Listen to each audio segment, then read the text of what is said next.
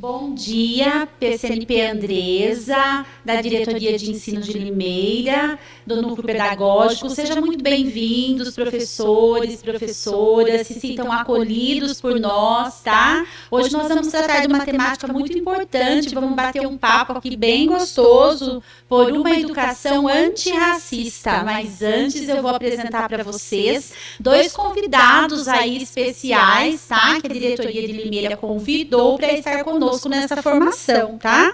Então é a Cláudia Regiane Cossubo, professora de História da nossa rede, professor Marcos Luiz Gomes, doutor em Educação, mestre em Educação Matemática.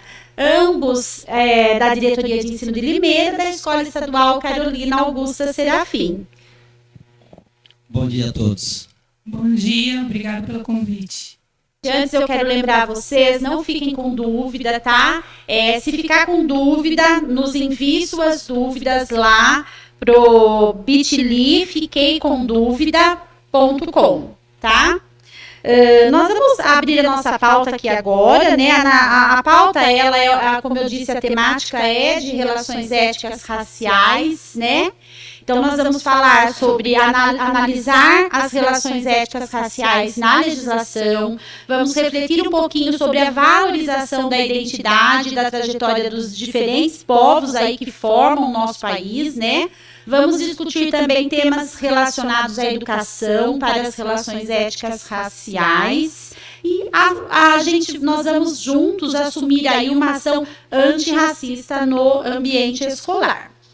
Mas antes disso, né, eu vou ler para vocês aí uma frase muito bonita que diz assim, pode colocar, Letícia: numa sociedade racista não basta não ser racista, é necessário ser antirracista. Ângela Davis. Agora nós vamos ver um vídeo, tá? É um vídeo muito interessante, eu gostaria que vocês aí com bastante foco, porque depois nós teremos uma interação.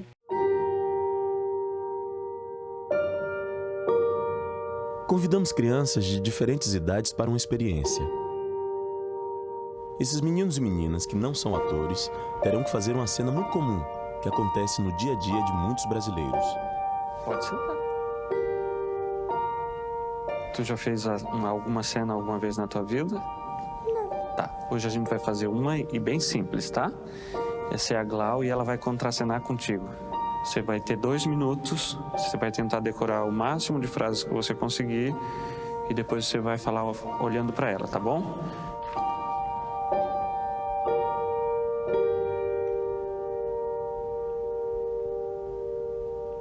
Agora você vai falar algumas frases olhando para ela, tá bom? Quando você quiser. Eu não gosto da sua cor. Eu não gosto de gente da sua cor. Seu cabelo é horrível. Seu cabelo parece uma esponja. Eu não consigo. Você vai dizer isso olhando pra ela, tá bom?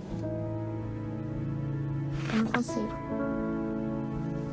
É uma cena.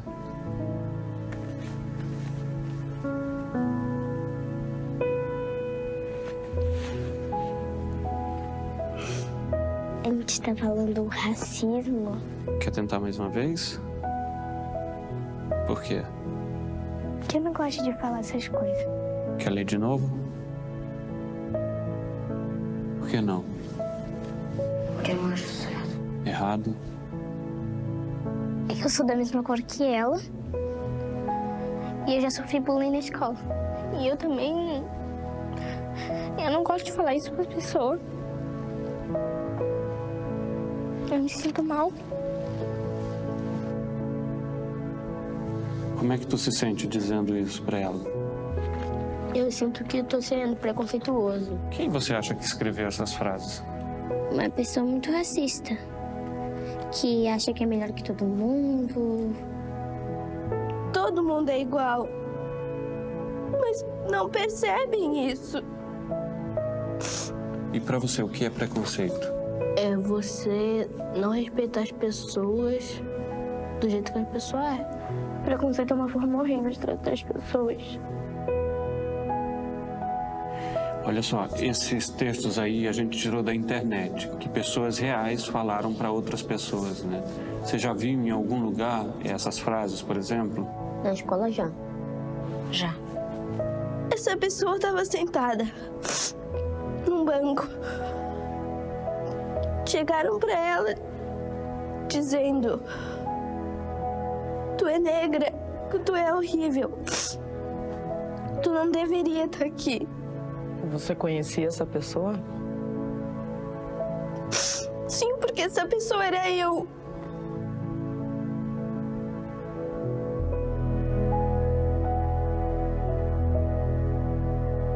Você acha que seria mais fácil ler esse texto para mim, por exemplo, que sou branco? Não, Não seria mais fácil? não. Porque todos nós somos iguais.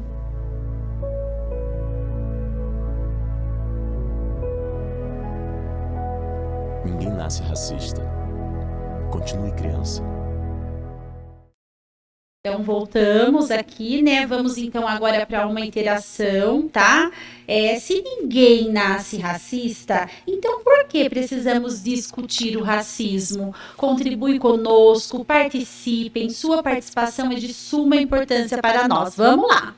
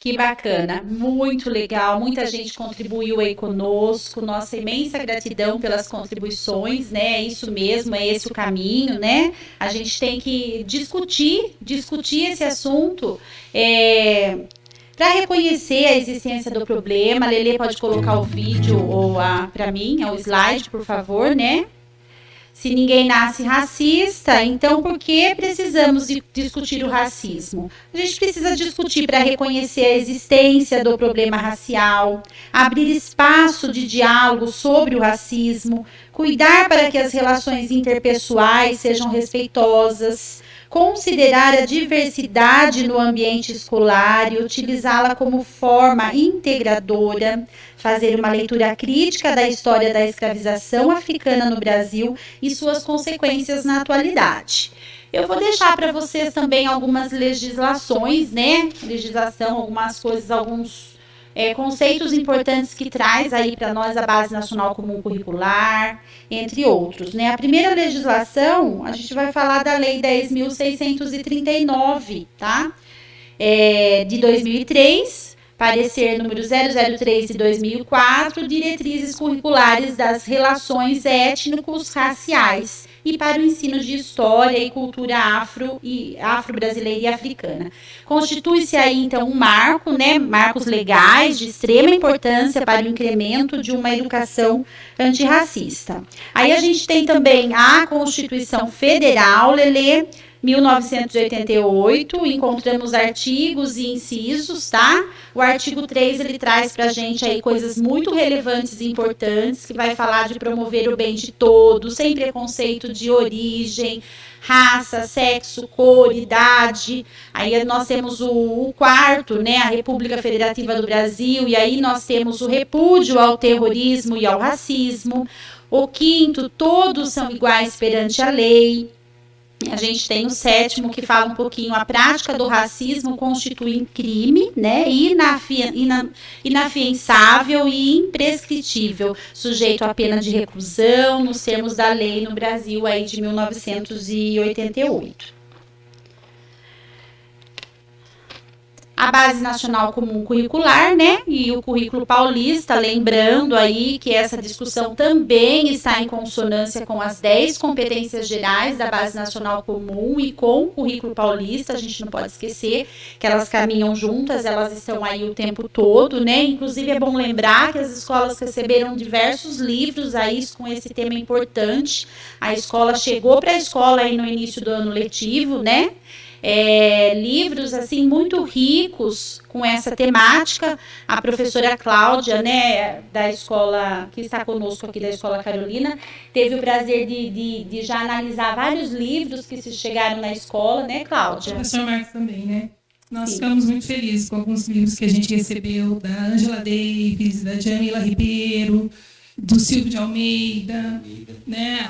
O livro que o Lázaro Ramos escreveu, porque representatividade importa sim, né? Então é muito importante que a gente, como educadora, a gente se forme para falar desse assunto, né? Em primeiro lugar, a gente se reconheça, né, como cidadão brasileiro e veja que a gente precisa discutir essas coisas na sala de aula, não passar por elas simplesmente.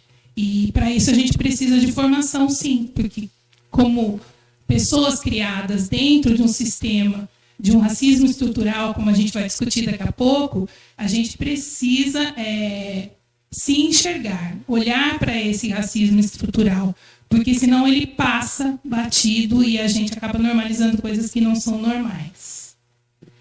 Obrigada, professora. Refletir sobre a valorização da identidade, da trajetória dos diferentes povos que formam um país.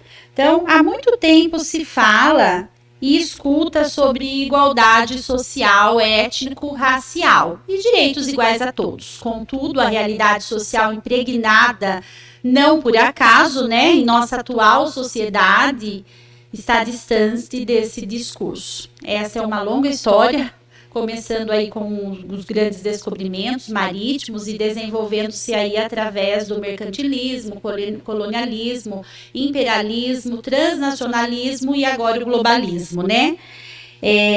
E com isso, gente, a gente parte para mais uma interação com vocês, tá? Para nós começarmos de fato aqui essa roda de diálogo, de conversa, né, sobre essa questão importante aí por uma educação antirracista, tá?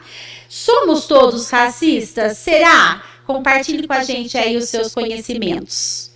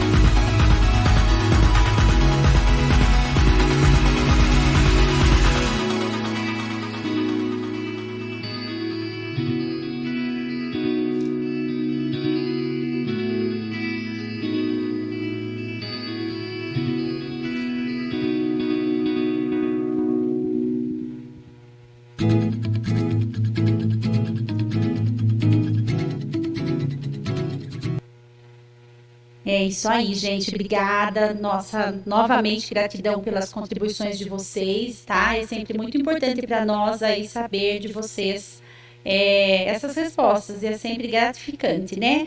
Mas vou passar essa resposta aí para o professor Marcos Gomes Luiz responder para nós. Somos todos racistas? Resposta: sim. Lógico que sim. Porque a gente vive numa sociedade que ela é estruturalmente racista. Então, por conta disso, não tem como nós falarmos, inclusive eu, falar que a gente não é racista. Mas essa discussão a gente vai continuar. Então, nós vamos discutir agora temas relacionados à educação para as relações étnico-raciais, tá? Então, nós vamos começar agora, então, uma roda de conversa aqui, um diálogo gostoso com vocês aí sobre esse assunto, essa temática de grande importância, de grande relevância, que tem que chegar na escola, na sala de aula, né? Que é essa questão aí de uma educação, por uma educação antirracista. Passo a palavra. Próximo slide. Racismo estrutural. Vocês já leram, já conversaram, já se informaram alguma coisa sobre? Então a gente vai, eu e a professora Cláudia, a gente vai agora fazer esse bate-papo aqui entre nós para fazer algumas provocações com vocês também.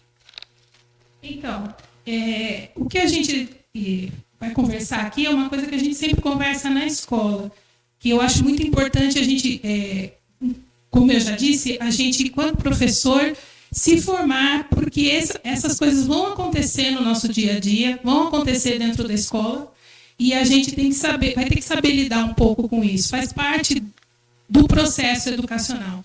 E para que a gente possa intervir, interagir com esse aluno, com esse estudante, e mostrar para ele onde a gente pode melhorar, a gente precisa estar formado primeiro.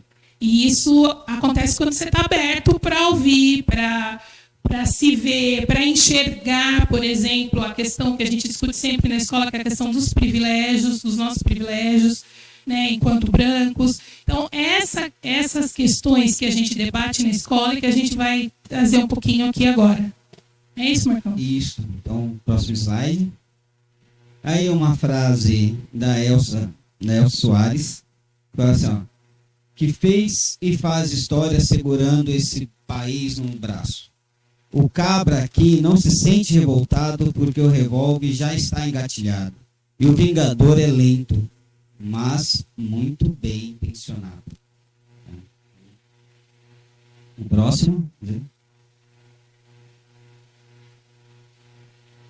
Então, o que é o racismo? Vamos fazer uma analogia aqui. Tá? Então, essa analogia, vamos pensar numa construção civil. Não, vamos pensar nos materiais usados para a construção de uma casa. São necessários cimento, vergalhões, tijolos, areia, água para a construção do alicerce. Ao subir os vergalhões, os tijolos são sobrepostos um sobre o outro, fixados sobre camadas de cimento. Isso dará sustentação a toda a construção, certo? Então, conseguiu imaginar? O racismo nada mais é do que o cimento. É o que liga tudo. O racismo, ele é um elemento que estrutura a nossa sociedade, né? A gente tem que pensar que o Brasil foi construído a partir da mão de obra da escravização africana. E isso é uma coisa que a gente tem que pensar sobre. É muito triste que tenha tido que criar uma lei como a 10.639, ou que a gente tenha que ter um artigo na Constituição dizendo que racismo é crime. É muito triste que a gente tenha que ter, mas que bom que temos. Sim. O próximo slide aqui, que ainda vamos continuar, o próximo.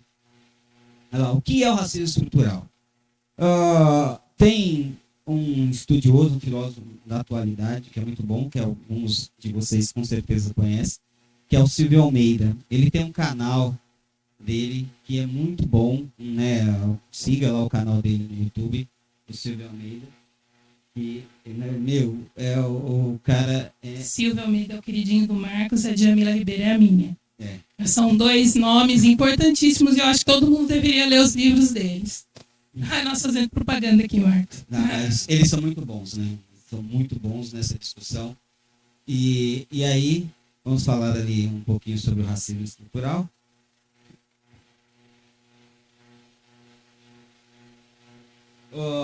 Então, o racismo estrutural, ele, na verdade, ele é composto por 3 partes, né? Mas antes disso, vamos lá. Essa naturalização de ações, hábitos, situações, falas e pensamentos que já fazem parte da nossa vida cotidiana do povo brasileiro, que promove direta ou inversamente ou indiretamente a segregação ou o preconceito racial, um processo que atinge tão duramente e diariamente a população negra. Aqui tem uma música do Gabriel Pensador que é a Lavagem Cerebral, uma música de 1992. Que tem uma frase lá que ele fala assim, isso em 1992, o Gabriel Pensador, né, vai falar assim, o racismo passa de uma criança para outra, porque a sociedade vai passando de uma criança para outra. Então, os pais ensinam os filhos, voltando lá no vídeo inicial que nós passamos, porque lá no vídeo inicial as crianças não têm essa intenção de olhar para aquela mulher e ver a cor da pele dela, né? Ver o cabelo dela. E nessa música do Gabriel Pensador, ele vai falar que é exatamente isso, que o racismo passa em formas de piadas que não tinham bem mais graça. Que não tem bem mais graça. Então, essas piadas, quando vai falar, ou até mesmo comentar, né? Eu não sou racista, né? Eu não sou racista, eu tenho até um amigo negro. Não é, a gente não acredita que essas coisas ainda acontecem, mas elas acontecem. Acontecem, e acontecem muito. E exemplos de violência racial acontecem o tempo todo. É só você ter um olhar mais atento para a sociedade que você vai ver. É só dar uma olhada nas notícias nos portais de notícia, nos telejornais que você vai ver. E não. Mas nascemos dentro de uma sociedade estruturada para fazer você pensar que isso é natural, que isso é normal. Então, eu acho que na escola, a gente tem que ser o lugar de combate a isso. O professor ele tem que desnaturalizar, ele tem que mostrar para o aluno que esses comportamentos que aparentemente são naturais, eles foram socialmente construídos. Se eles foram construídos, eles podem ser desconstruídos. Então, a gente está e tudo isso que eu estou falando, não é a temática hoje, mas eu não consigo não falar. Tudo isso que eu estou falando, que a gente está falando em relação ao racismo, serve para o machismo também. Serve para o machismo também. Não é à toa que a base da pirâmide da sociedade brasileira são as mulheres negras. Então, a gente precisa estar lembrando, a gente precisa saber disso, a gente precisa ser lembrado disso. Porque senão a gente só vive e as coisas não mudam, as coisas precisam mudar, as coisas precisam melhorar. Legislação, né, que tem um mérito muito grande, muito importante, mas só ela realmente não basta, né? É nós, enquanto educadores, a postura nossa é muito importante. Nossas atitudes lá, né, na sala de aula, nos corredores, né, em todos os lugares que a gente passa, né, as instruções para os estudantes, aquilo que sai da boca nossa, né, é o exemplo. Então, essa educação, por uma educação antirracista, ela tem que realmente chegar na escola e passar dos muros da escola, né, e atingir toda uma sociedade. E aí nós, como professores, a gente tem o dever de passar esses valores para os nossos alunos. Porque o que acontece, sabe quando você vai falar da reciclagem de materiais, você vai dar separação de materiais, você faz o trabalho todo na escola, que precisa separar o lixo limpo do lixo orgânico, só que você não faz isso na sua casa, entendeu? Assim, da mesma forma é o racismo. Não adianta você falar na escola que não é racista, tal, sendo que você, por exemplo, está no semáforo, chega um menino negro para te entregar um panfleto, que ele está ali tentando conseguir um dinheiro, entregando um panfleto, e você fecha o vidro de medo do menino. De novo, desnaturalizar coisas que parecem naturais. Sim. Desconstruir, né? O próximo slide.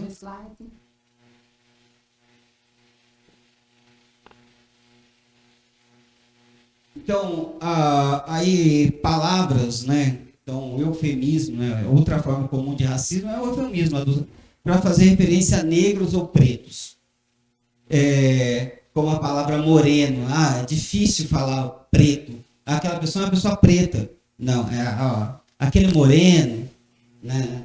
Não é aquela moreninha. Aquela moreninha. E outra, né? E a gente tem outras palavras, ali, pessoa de cor. O que gera o desconforto na pessoa que não tem coragem de falar assim, o Marcos, aquele professor negro do Carolina. Exatamente. É a ideia, né? A ideia que se formou de que, erroneamente, de que havia uma democracia racial no Brasil. E a gente... É outra coisa que precisa ser desconstruída, né? Não existe democracia quando milhões foram escravizados, sequestrados, arrancados do seu lar, coisificados, né? Então, assim, não dá para negar a violência. Né? E, assim, quando você usa de eufemismo para se referir, você está enfatizando, você está aumentando essa questão. Para mim, chega a ser uma atitude violenta. E ela está aí, né, Cláudia? Ela está aí, ela existe e precisa realmente ser desconstruída. E a gente tem esses exemplos, assim, a dar aos montes na escola. E já começa, por exemplo, na educação infantil. Quando pinta, eu tenho um lápis lá, é a cor da pele, a cor de pele. Tem agora na Faber-Castell, né, uma coleção de lápis que tem vários tons de pele, né, mas isso tudo só começou a acontecer porque a gente começou a se indignar com esses processos. Sim. Então, essa coisa do vocabulário, ela importa sim. Né? Porque senão a gente ainda estaria falando com naturalidade que segunda-feira é dia de branco, ou falando que quando uma pessoa fala mal da outra, ela está denegrindo a imagem de alguém. Exatamente. Essas coisas essas coisas do vocabulário, elas é importante. Então, essas palavras no nosso dia a dia que está até nos dicionários, enegrecer. Enegrecer, o que é? É tornar uma pessoa negra.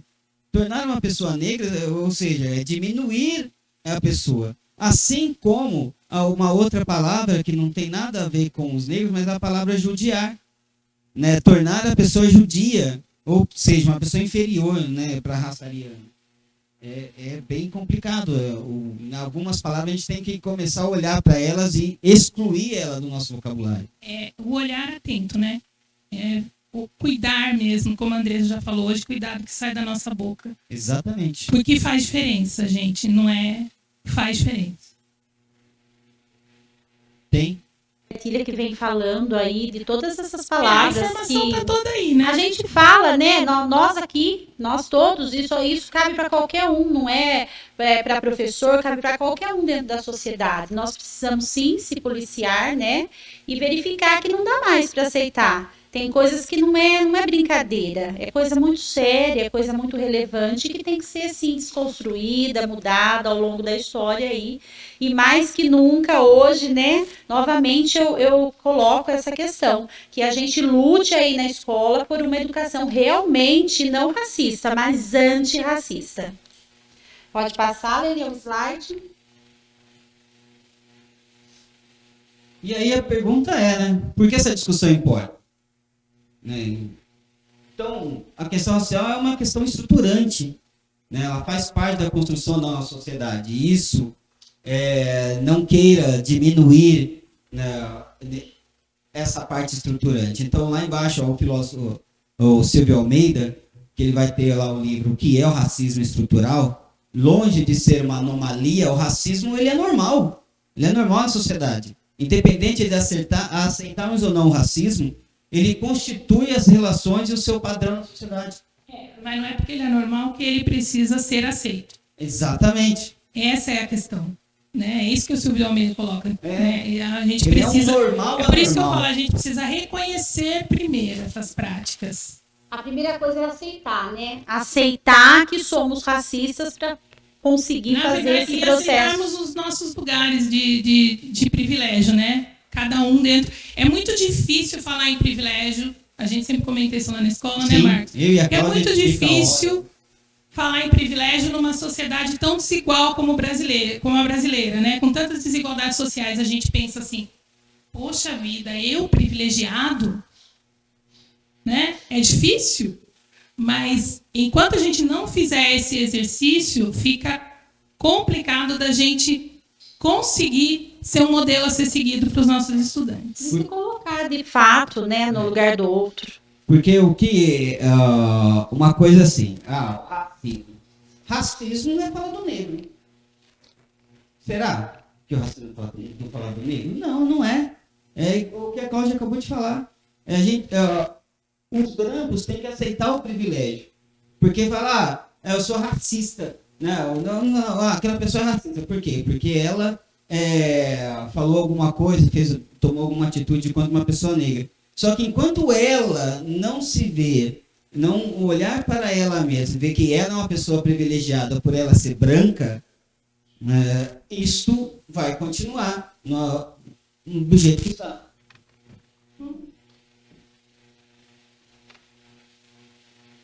Vai continuar do jeito que está. Pode passar, Letícia, o slide, por favor.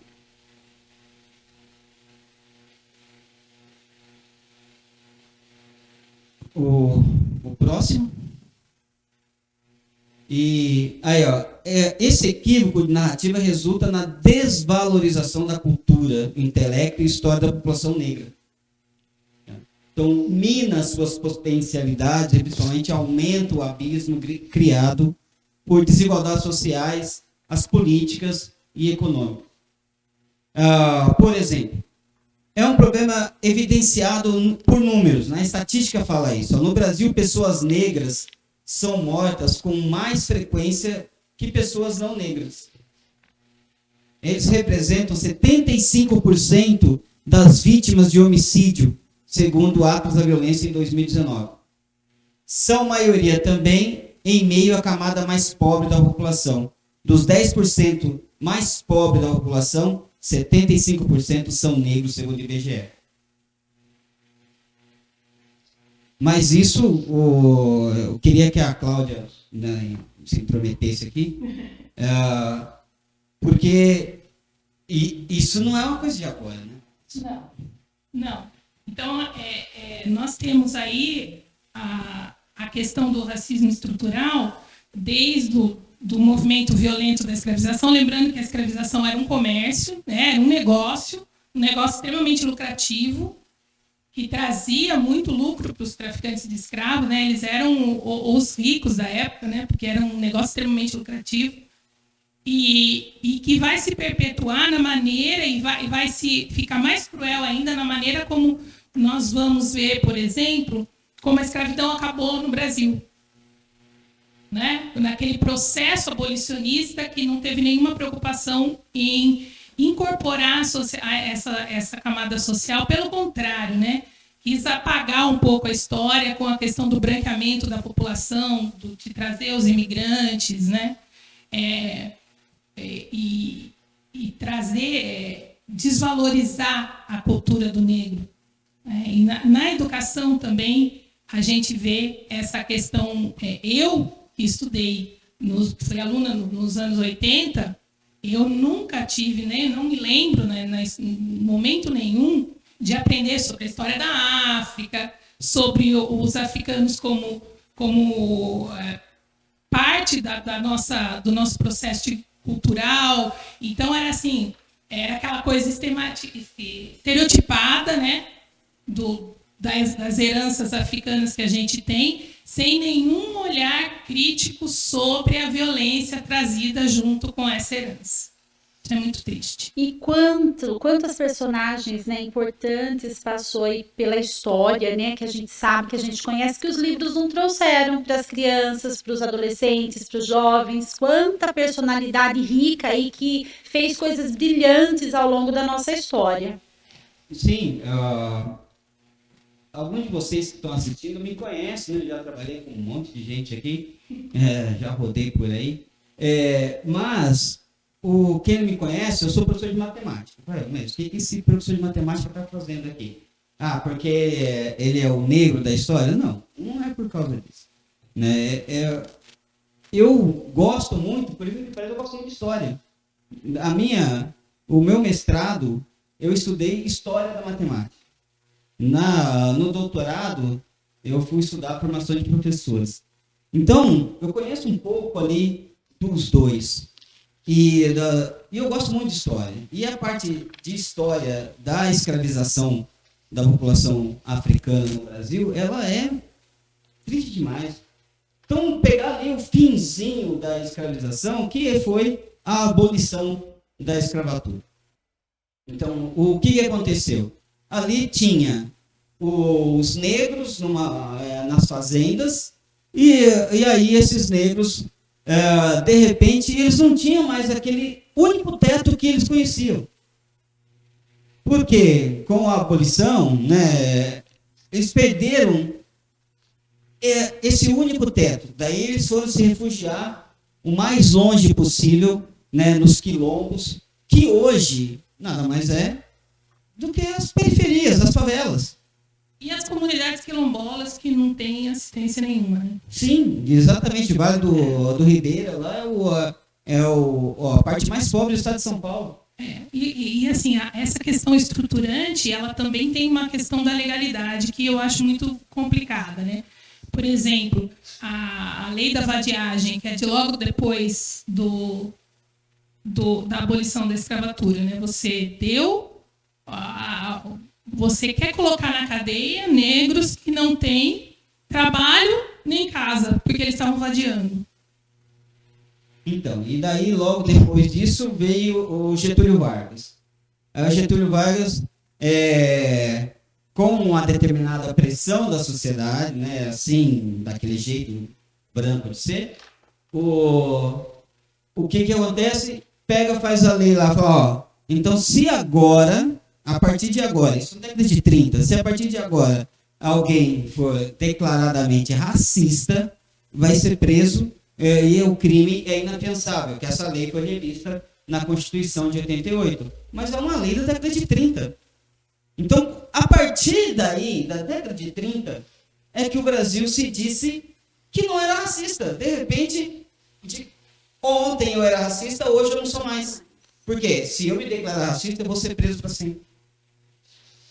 Entendeu? E aí, com isso, hoje tem uma derivação da lei que não é... me ajuda aqui, a 10.659 não. coloca... você é preso, mas você paga fiança para sair. Na FII, sabe? Não sei. Não sei lembrar. Não, bom. Não tem problema. Não tem problema, vamos passar, daqui a pouco ele lembra. Mas aí tem uma derivação da lei que agora você pode assim, você faz uma declaração racista, só que não, eu não sou racista, mas é que escapou, né? Aconteceu, né? Sem querer. Ah, tá bom, então agora você vai ser preso, mas você paga fiança e sai, tá na boa. Então, é isso. Lembrando, né, que todo esse bate-papo, essa conversa que a gente está tendo aqui, né, tem a lei 10.639, mas de nada adianta, reforçando aqui novamente, né, se realmente nós não estivermos dispostos, né, a mudar essa situação, através das nossas atitudes enquanto professores, né, que todos nós somos. Pode passar, ler o slide. Lembrei.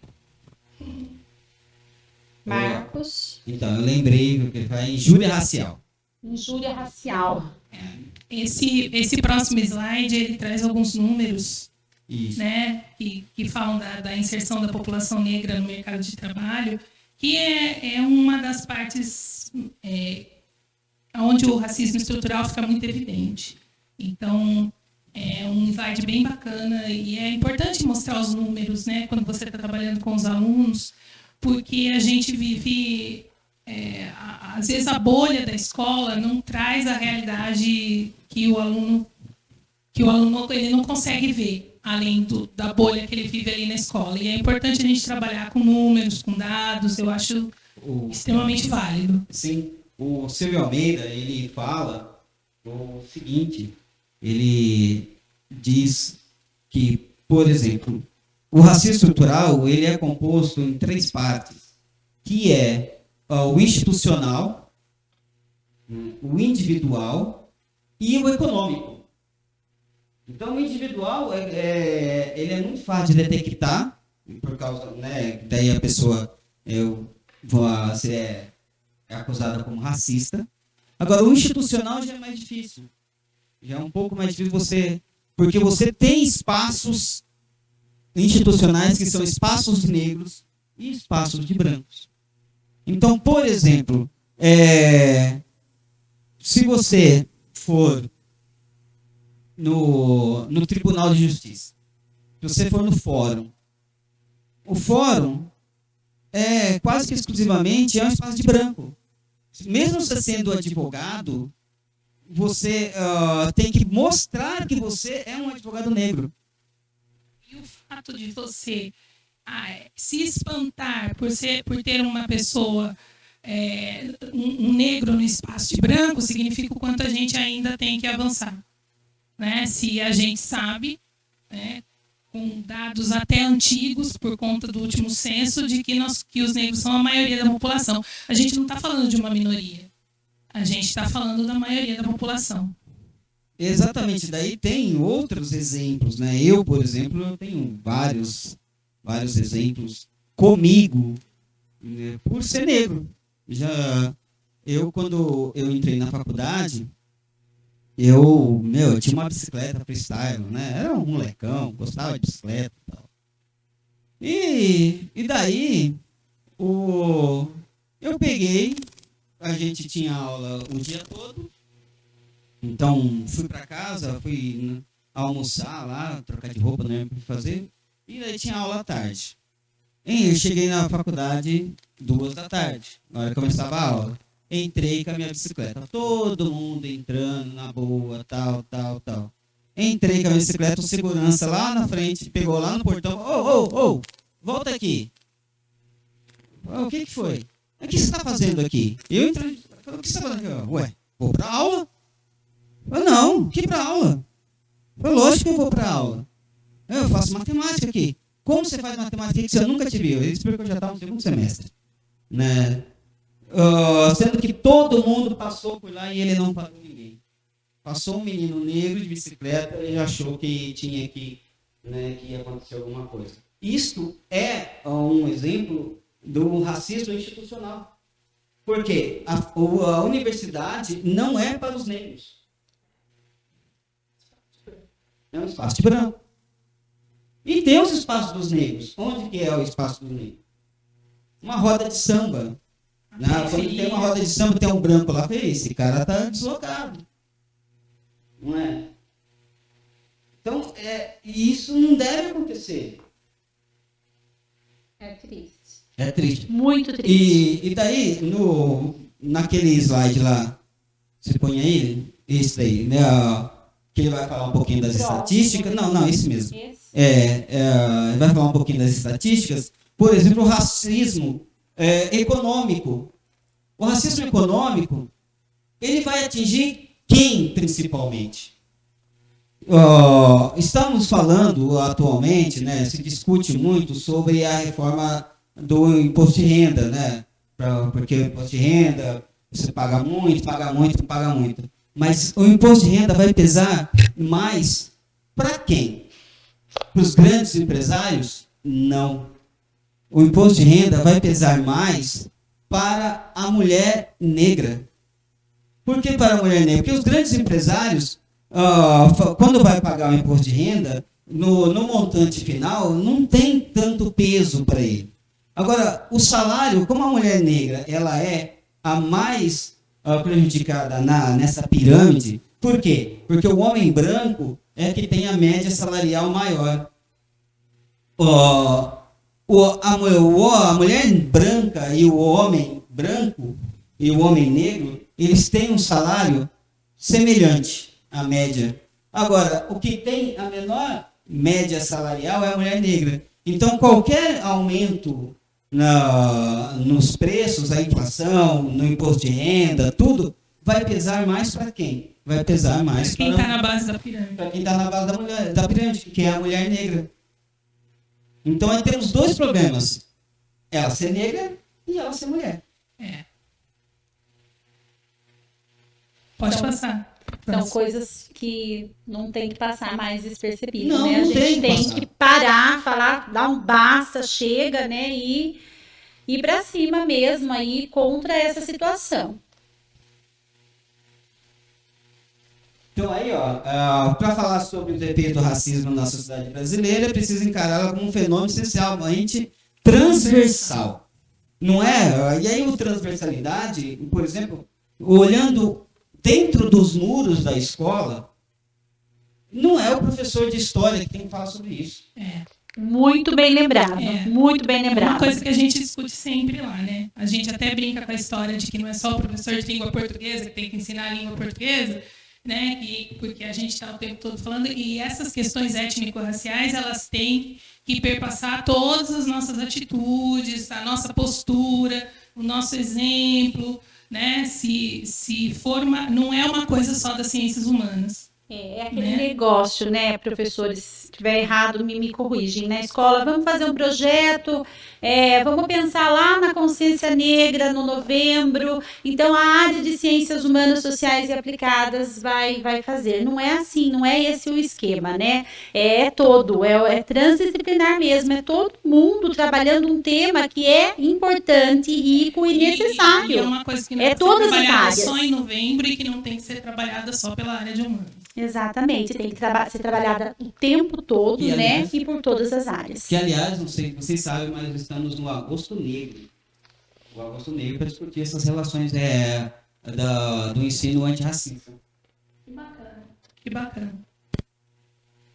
Então, aí voltando aqui no slide, então é preciso entender que ele forma uma teia de violência que afeta jovens, homens e mulheres encarcerados, encarceradas, né, que define os mecanismos que regem o tráfico de mulheres e meninas, que afeta a vida da população LGBTQIA+, né, da população quilombola e ribeirinha, que explica o preconceito contra as religiões de matrizes africanas e ameaçando o seu direito de existir.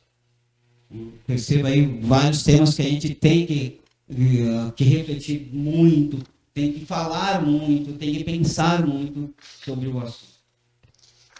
Linha do tempo. Então, aí a gente tem nesse slide, a gente tem algumas leis desde o século XIX que amparam, que fazem com que a gente caminhe menos na questão racial. Né? A gente caminhou bastante, mas a gente tem muito por caminhar ainda, muito por caminhar.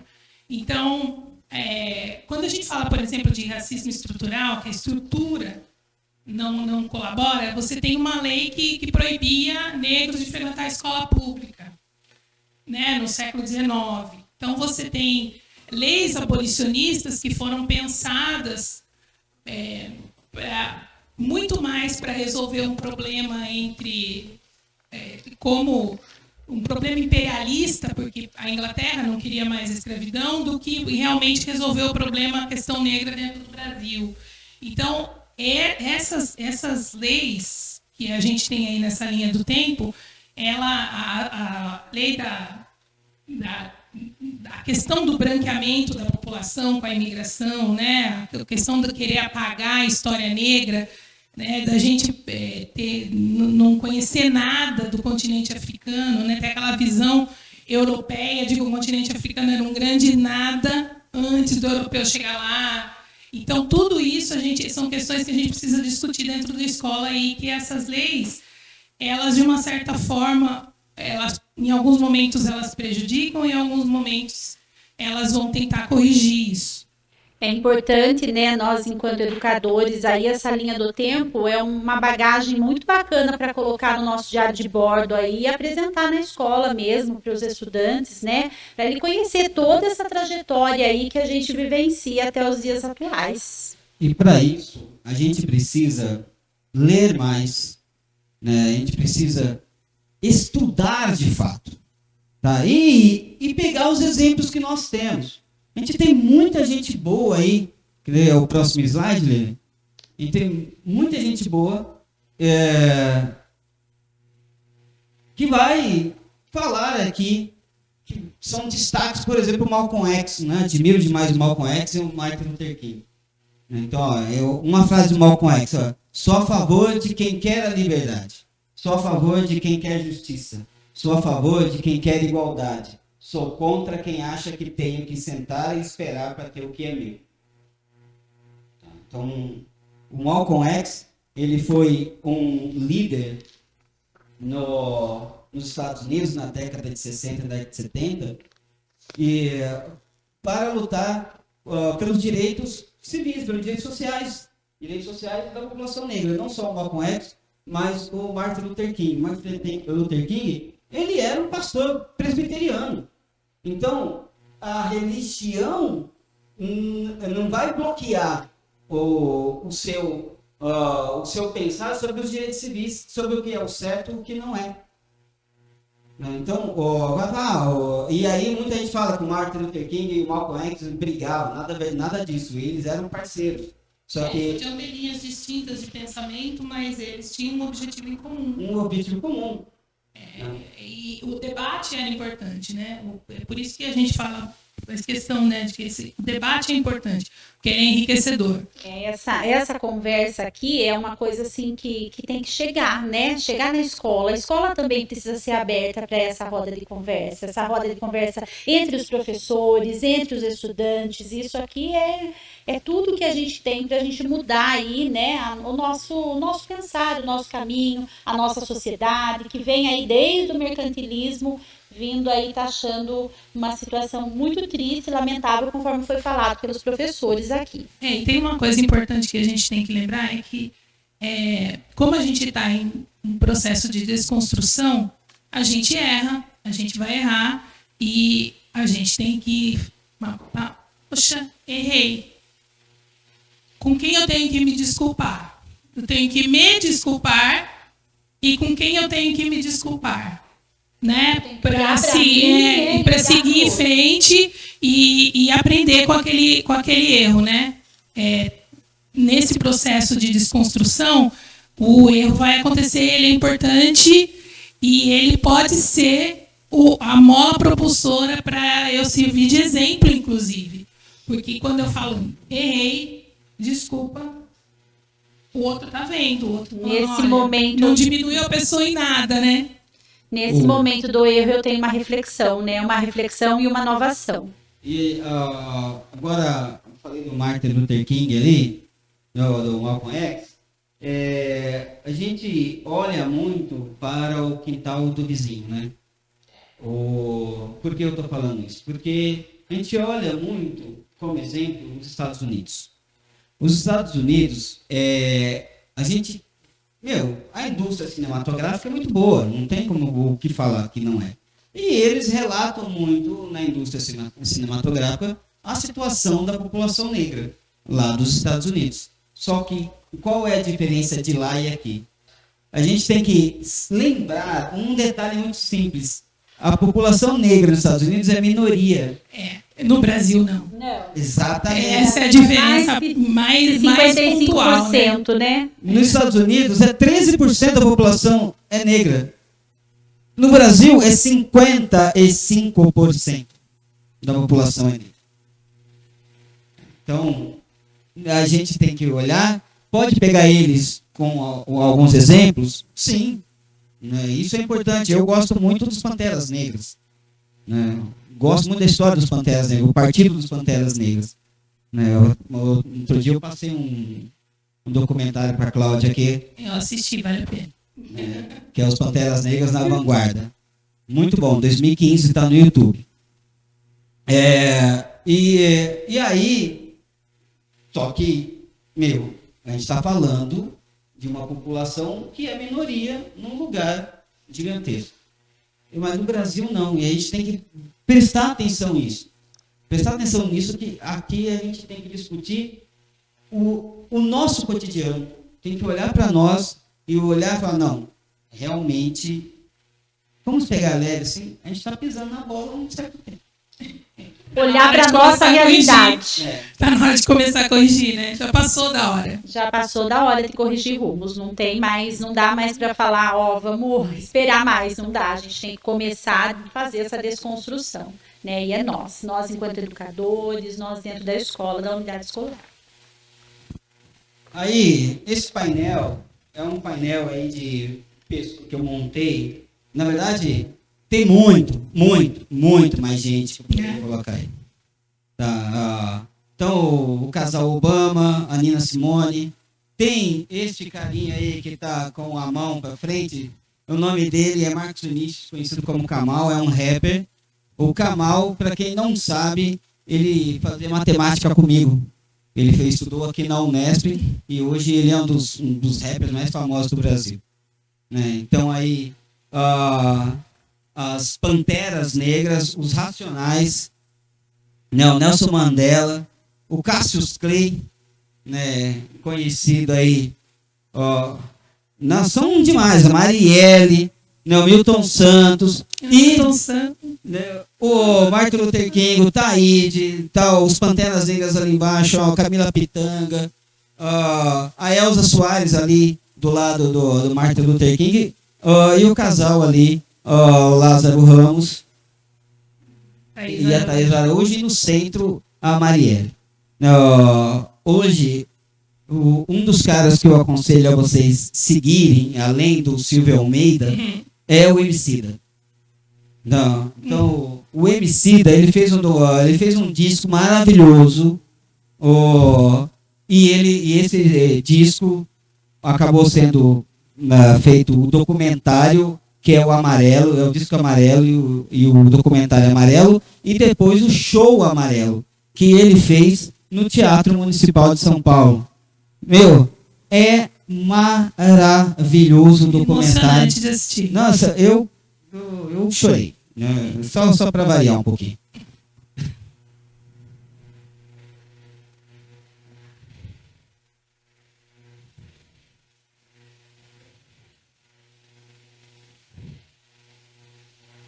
Sempre dessa situação, né? Eu quero perguntar, quero que o Marcos fale mais um pouquinho aqui conosco, tá? Ele tem uma bagagem aí bem legal de vida, de experiência vivida, né? E eu quero que ele conte um pouquinho para nós aí como que foi a sua trajetória aí ao longo do seu processo. Bom, eu tenho 47 anos. Acho que vou demorar 47 anos para falar isso. Resumidamente. Não, eu nasci na periferia lá em São Paulo, né? Eu moro nesse instante em Rio Claro. Na verdade, eu estou aqui desde que eu vim para a faculdade em 96, mas eu nasci e cresci na periferia de São Paulo. Para quem não sabe, no bairro de Guaianazes. Né? Guaianazes é a periferia da periferia da periferia na Zona Leste. Né? É o fundão do fundão, é o esquecido de São Paulo. Então, e lá eu passei diversas situações quando moleque. Depois, com 15 anos, a minha família resolveu mudar para o interior de São Paulo, na cidade de Amparo. Uma cidade tranquila, perto de Campinas, Circuito das Águas, mas é uma cidade que tem uma início, não sei se é colonização, como é que fala? O início da cidade é italiano. Então aí, ou seja, uma população de maioria branca na cidade italiana. Então, ou seja, pessoas não brancas são vistas com certo receio, vamos dizer assim. E teve algumas situações lá que eu passei, lá, aqui e tal, que eu poderia contar. Uma delas foi, por exemplo, eu sou um cara que desde sempre, desde criança, lá em São Paulo, eu gosto muito da música negra. Eu gosto muito de samba, eu gosto muito de rap. E, aliás, a minha formação de adolescente para cá é o rap. E vou contar um pouquinho daqui a pouco. Mas aí, por exemplo, eu via eu gosto muito de Jorge Benjor, eu gosto muito de Tony Tornado, né, o Wilson Simonal. Então, os caras lá das antigas, dos funk das antigas, eu lembro que quando eu tinha, sei lá, uns 6 anos, por aí, as minhas tias tinham uns amigos lá, uns negão, uns caras... Quer dizer, eu achava que naquela época eles eram enormes, né? Talvez eles eram do meu tamanho atualmente, mas um Black Power maravilhoso. E aí dançava lá, escorregava igual o Tony Tornado, igual o Michael Jackson, né?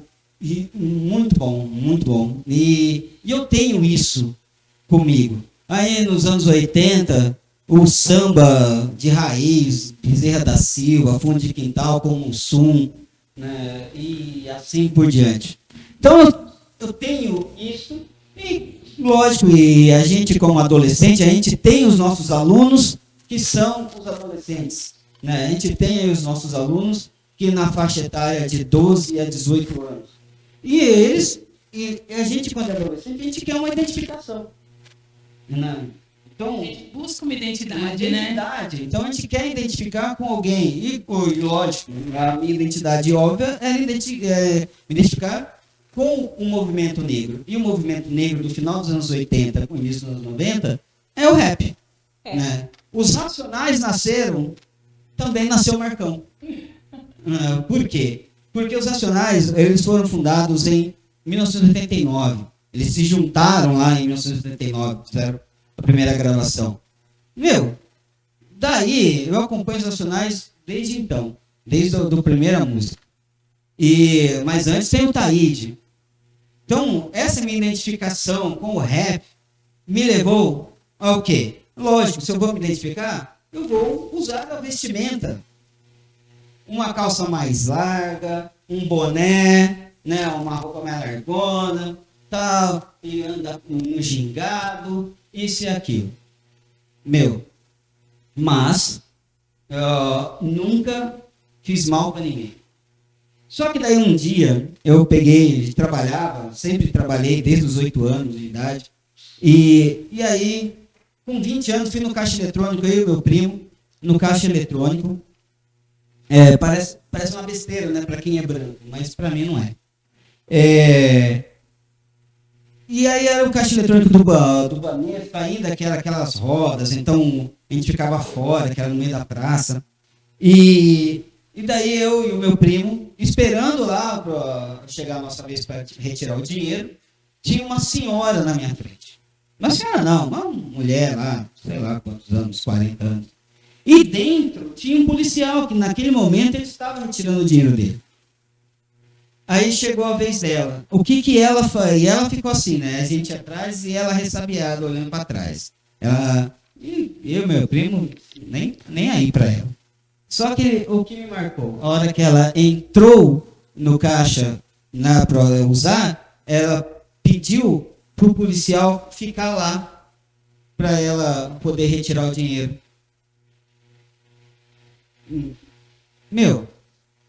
É inconcebível isso, né? E aí eu contei também a história da Unesp. E parece que parou por aí? Não.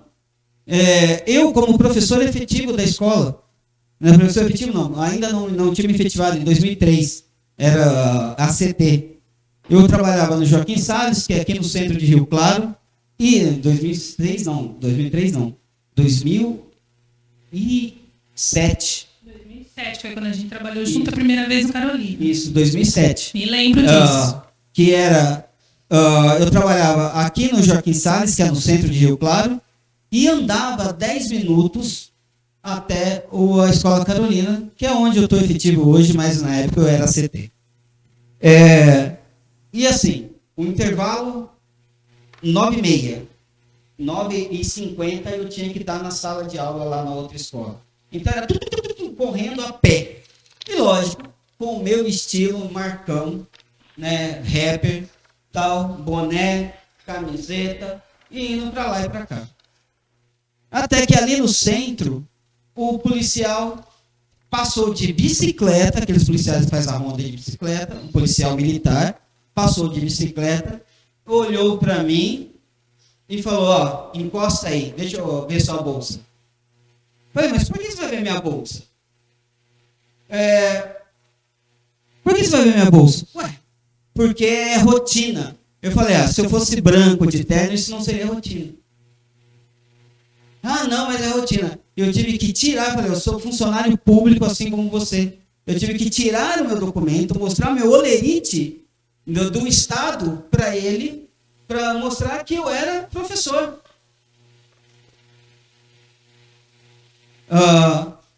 Então, muito complicado tudo isso. E assim, né, isso aconteceu comigo algumas vezes, mas acontece com a população negra todos os dias. E a gente não pode, só terminando, a gente não pode deixar de lembrar que a gente tem situações agora noticiadas, por exemplo, o movimento Vida Negras Importa, que nasceu como? Com o negro lá nos Estados Unidos sendo massacrado, sendo enforcado na rua. Asfixiado. Assim como o outro negro no Carrefour. Então acontece todos os dias. Comigo foram situações ainda, entre aspas, leve. Mas e com esses caras que morreram? Eu acho que a gente tem que... Uma outra coisa que a gente discute lá na escola sempre, né? Que os nossos estudantes, essa galera, como o Marcos falou, dos 12 aos 18 anos, eles parece que vieram com... E eu acredito muito nisso, acredito muito nessa geração nova. Eles parece que vieram com um chip da aceitação instalado. Então, se a gente trabalhar essas questões com eles, é simples. Trabalhar esses assuntos com eles não é complicado. Se você... a gente tem que acreditar neles, porque eles, às vezes, podem fazer o sentido oposto e nos educar. Porque eles sabem muito, eles se informam, eles estão por dentro das coisas, eles são mais tolerantes do que as gerações mais antigas, em vários sentidos. Então, assim, eles têm coisas que a gente meio que gosta de reclamar, né? Reclamar, porque no meu tempo não era assim, né? Mas essa geração nova, essa galera de agora, né? Essa geração Z... E nós podemos falar porque temos filhos nessa idade, né? Nós três aqui, né? Nós vemos essa galera com uma capacidade de aceitação muito bacana. Então, são questões que vão enriquecer o ambiente escolar, melhorar o ambiente escolar, e a gente deve, sim, abordar essas situações, estar preparado para elas, agir com naturalidade se não souber como agir. Sabe, não tem nada demais em dizer assim, não sei como agir agora. O que vocês acham? O que vocês acham? Como a gente pode agir num momento como esse, né? Uma situação sei lá, ajudei a palavra. Compartilhar com o outro, né? No momento em que uma situação de preconceito, ou de coisa acontecer na sala de aula ou fora dela, estiver acontecendo na sociedade, e você não souber o que falar, não tem problema, vai atrás, conversa com os seus alunos, com os estudantes, porque eles são muito bons nisso também. E como nós sabemos, quando algum aluno faz uma pergunta para a gente, daí te dá aquela travada, né? Te dá aquele nó. Não tem problema nenhum, você fala, eu não consigo responder isso agora, mas eu vou pesquisar e na próxima aula eu trago. Porque somos passivos, né? De erros, de enganos, todos nós. Não tem ninguém perfeito, né? A gente pode errar e continuar, e acertar, e assim por diante. Aí agora, né, tem um vídeo Essa daí é um vídeo da música Voz Ativa dos Racionais, né, 92. É uma música muito bacana que foi gravada por uns parceiros deles, né, o Dexter e companhia, agora em 2020. Então presta atenção na letra e na situação.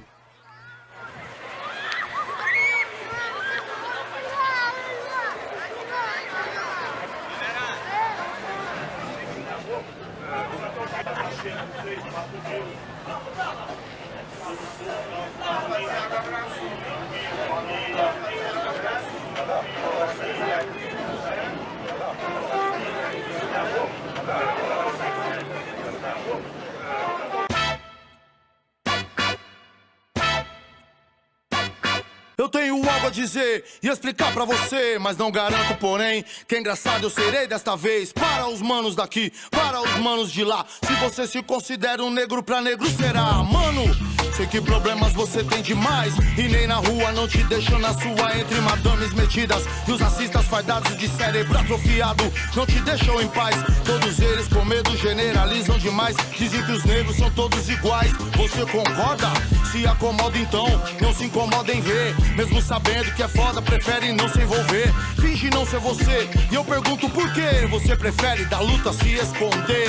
Não quero ser um Mandela, apenas dar um exemplo. Não sei se você me entende, mas eu lamento que irmãos convivam com isso naturalmente. Não proponho ódio, porém acho incrível que o nosso conformismo já esteja nesse nível. Mas somos nós, resistentes, nunca iguais. Afrodinamicamente manter nossa honra viva. Sabedoria de rua, o rap mais expressiva. Ó só, a juventude negra agora tem a voz ativa. Você gosta de nós, somos nós mesmos. Você gosta de nós, somos nós mesmos. Você gosta de nós, somos nós mesmos. Você gosta de nós, somos nós mesmos. Precisamos de um líder de crédito popular, como Malcolm X, outros tempos foi na América. Que seja preto até os ossos, um dos nossos, e reconstrua nosso orgulho que foi feito em destroços. Já é, nossos irmãos estão desnorteados entre o prazer e o dinheiro, desorientados, brigando por quase nada, migalhas, coisas banais, prestigiando as mentiras, as falhas, desinformados demais. Chega de festejar a desvantagem, permitir que desgastem nossa imagem. Descendente negro atual, tamo junto, brau. Não sou complexado e tal, apenas racional. É a verdade mais pura, postura definitiva. A juventude negra agora tem voz ativa. Você gosta de nós, somos nós mesmos. Você gosta de nós, somos nós mesmos. Você gosta de nós, somos nós mesmos. Você gosta de nós, somos nós mesmos. Mais da metade do país é negra e se esquece que tem acesso apenas ao resto que ele oferece. Tão pouco pra tanta gente na mão de tão pouco, pode crer. Geração iludida, mais uma massa falida de informações distorcidas e distraídas na televisão. Fudidos estão sem nenhum propósito, diariamente assinando seu atestado de óbito. 30 anos depois, mesma merda, vai duvidar? Se liga só. Aonde estão meus semelhantes na TV, nossos irmãos, artistas negros de atitude e de expressão? Você se pode se perguntar por quê. Eu não sou extremista, mas o meu ponto de vista é que esse é o Brasil que eles querem que exista, evoluído e bonito, mas sem negro no destaque. Eles te mostram um país que não existe, esconde nossa raiz, milhões de negros assistem. Engraçado é que de nós eles precisam, nosso dinheiro eles nunca discriminam. Minha pergunta que fica, desses artistas tão famosos, qual você se identifica? E aí, Racionais MCs, Elza Soares, Ruth de Souza, Lazo Matumbi, os Miltons, Santo Nascimento e Gonçalves, Almig Neto, Stephanie, Cris Viana, Dona Ivone Lara. Nossos irmãos estão desnorteados entre o prazer e o dinheiro, desorientados. Mulheres assumem a sua exploração, usando o termo mulata como profissão. É mal. Modelos brancas nos destaques, as negras onde estão? Desfilam no chão, em segundo plano. Pouco original. original, mais comercial a cada ano. O carnaval era a festa do povo, era, mas alguns negros se venderam de novo. Então, brancos em cima, negros embaixo ainda é normal, natural, irmão. 500 anos depois, 2020, século 21, tudo igual. Bem-vindos ao Brasil colonial. Precisamos de nós mesmos, essa é a questão. Coruja e Djonga, meus irmãos, descrevem com perfeição. Então, gostamos de nós, brigamos por nós, acreditarmos mais em nós, independente do que os outros façam. Tenho orgulho de mim, um rapper em ação. Nós somos negros sim, de sangue e coração. Mano, Coruja diz: justiça é o que nos motiva, a minha, a sua, a nossa voz ativa. A primeira vez que eu ouvi esse som foi em 1998, eu tinha 4 anos de idade, tá ligado? 4 anos de idade. 22 anos depois estou no estúdio regravando esse clássico. Obrigado, Racionais, obrigado pela sua obra, obrigado por tudo que fez pelo nosso povo. Muito amor e respeito. Nunca vou esquecer, falecido neném, lavando o carro, aí deu um disco pra mim e pro meu primo, Pedro. Um tempo depois, voz ativa, tinha uns 7 anos, 8 anos de idade. Fiquei louco, né? Aí tô aí hoje, fogo nos racistas e essas paradas aí. A nossa voz ativa. Aí, malandro, sabe aquele dia que te convidam pra viver mais, pra se amar mais, pra saber quem você é? Foi isso que aconteceu comigo quando eu ouvi Voz Ativa. Sou Racionais onde for, moro? Djonga, Coruja BC1, KLJ, DJ Will, Afina Flor, do amor. Tamo junto, muito obrigado. A nossa voz ativa, voz ativa, voz ativa, voz ativa, voz ativa, voz ativa, voz ativa, voz ativa.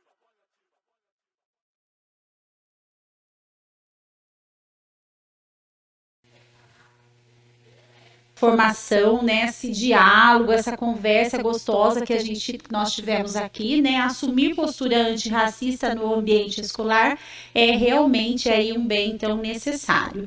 Pode passar, Lelê, para mim, já estamos para o fim, né? Eu quero deixar aqui algumas frases para vocês, reforçando toda essa conversa, né, que os professores brilhantemente tiveram aqui conosco, agradecendo a participação de vocês aí no chat, que foi muito legal, nossa gratidão mais uma vez, né? Um professor antirracista é aquele que percebe que descolonizar mentes é mais do que um dever profissional. É um direito educacional. Lavínia Castro, educadora antirracista. Inclusive, eu faço parte desse grupo de professores, dessa educadora, um grupo de professores antirracistas. Procurem no Facebook, super indico, como o Marcos indicou outros lugares aí para vocês, porque ela é sensacional e fala desse assunto com muita propriedade. Pode passar, Lelê. Ninguém nasce odiando outra pessoa pela cor de sua pele, por sua origem ou ainda por sua religião. Para odiar as pessoas precisam aprender, e se podem aprender a odiar, elas podem então ser ensinadas a amar, né? Nelson Mandela.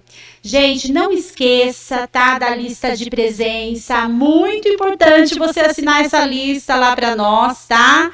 Se ficou com dúvida, nos envie aí para nós suas dúvidas no Bitly. Fiquei com dúvidas, estamos encerrando esse nosso contato e agradecendo imensamente vocês. As referências bibliográficas estão aí, né? Toda essa formação, essa roda de conversa, esse diálogo aqui vai estar para vocês aí disponível, né?